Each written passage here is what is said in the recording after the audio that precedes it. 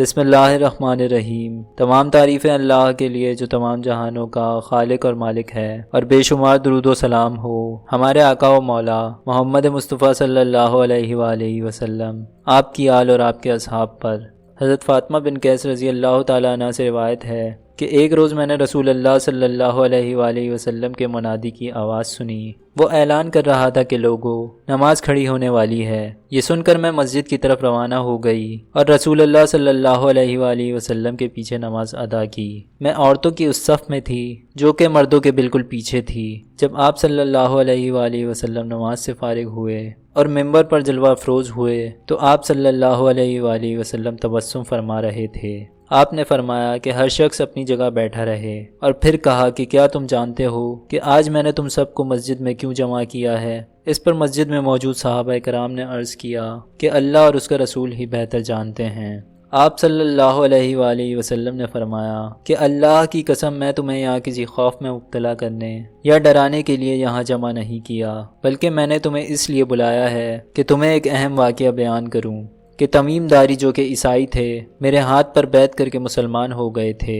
انہوں نے مجھے ایک واقعہ سنایا ہے جو کہ میں تم لوگوں کو مسیح دجال کے بارے میں سناتا رہا ہوں۔ تمیم داری بنو لہم اور بنو جذام کے 30 لوگوں کے ساتھ بحری جہاز میں سفر کر رہے تھے کہ پانی کی بھری موجوں نے ان کے جہاز کو رستے سے بھٹکا دیا۔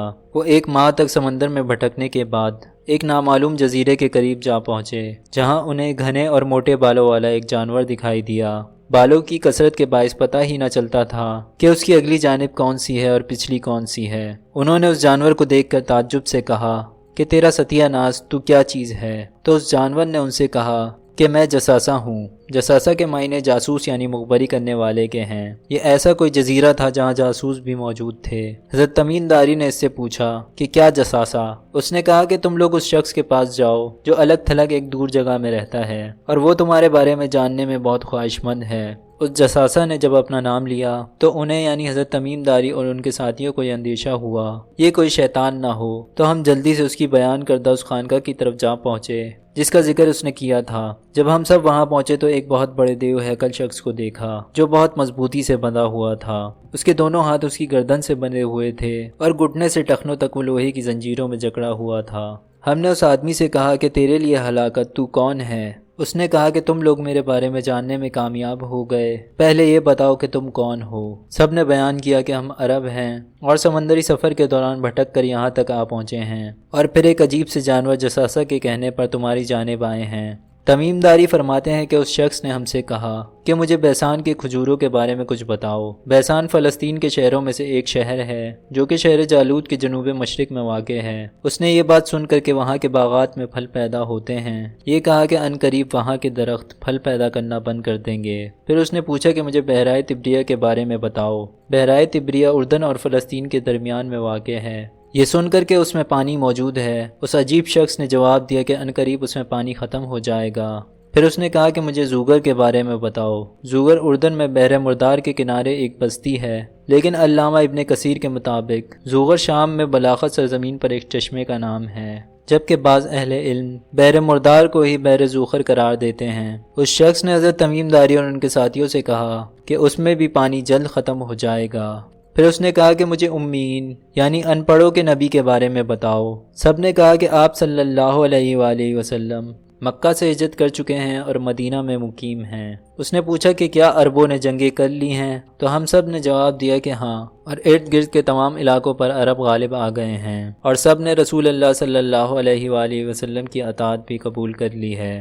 اس کے بعد اس نے کہا کہ یہ بہتر ہے کہ سب اس نبی کی اطاعت کر لیں، اور اب میں تمہیں اپنے بارے میں بتاتا ہوں کہ میں کون ہوں۔ میں دجال ہوں، مسیح دجال، اور ان قریب مجھے خروج یعنی ظاہر ہونے کا حکم مل جائے گا، اور پھر میں نکلوں گا اور ساری زمین کے ہر شہر کا 40 روز میں چکر لگا لوں گا، سوائے مکہ اور مدینہ کے، کیونکہ یہ 2 شہر مجھ پر حرام کر دیے گئے ہیں۔ آئیے اب دجال کی آمد سے پہلے کی کچھ اور نشانیوں پر نظر ڈالتے ہیں۔ دجال کے ظاہر ہونے سے پہلے بارشیں کم ہوں گی اور درخت سوکھ چکے ہوں گے اور کھیت ویران ہوں گے، اور تب دجال اپنے وسائل کے ساتھ خوراک کے ذرائع سے مالا مال، مفلوق الحال ضرورت مند اور بھوکے لوگوں کو اپنی جانب مرغوب کرے گا۔ حضرت حذیفہ بن یمان رضی اللہ تعالیٰ عنہ سے روایت ہے کہ رسول اللہ صلی اللہ علیہ وآلہ وسلم نے فرمایا کہ جو کچھ دجال کے پاس ہوگا اس کا مجھے علم ہے، اس کے پاس 2 جاری نہریں ہوں گی، ایک آنکھوں دیکھا سفید پانی ہوگا اور دوسری آنکھوں دیکھی بھڑکتی آگ ہوگی۔ چنانچہ اگر کوئی اسے پالے تو اس نہر پر جائے جسے وہ آگ دیکھ رہا ہے، یعنی لوگوں کو جو پانی نظر آئے گا وہ دراصل آگ ہوگی اور جو آگ نظر آئے گی وہ دراصل میٹھا پانی ہوگا۔ اسی لیے رسول اللہ صلی اللہ علیہ وآلہ وسلم فرما رہے ہیں کہ اگر آزمائش کا وہ مرحلہ دیکھ لو تو پانی والی نہر سے بچو، کیونکہ یہ دجال کی شگفتہ بازی ہے، اور دھوکے سے خود کو محفوظ رکھو اور جو کچھ نظر آئے اس پر یقین نہ کرو۔ آج مسلمان ان حدیثوں پر غور نہیں کرتے اور باطل کو پہچاننے کے باوجود اس کی طرف مالی فوائد کے لیے بڑھتے ہیں۔ کیا تیزی سے معاشرے میں وہ لوگ مضبوط نہیں ہو رہے جو یہ کہتے ہیں کہ ہمیں کوئی پرواہ نہیں، ہم حلال کھائیں یا حرام، یا پھر زندہ رہنے کے لیے تو شیطان سے بھی لین دین ہو سکتی ہے۔ دجال کا ظہور خدائی کے دعوے کے ساتھ ہوگا، دھوکہ دینے کے لیے وہ اپنے نام کے ساتھ مسیح دجال کا لفظ استعمال کرے گا۔ آہستہ آہستہ تمام دنیاوی وسائل پر قابض ہونے کے بعد یہ خود کو طاقتور ترین ثابت کرنے کے لیے اپنے پاس کئی شعبدے بھی رکھے گا۔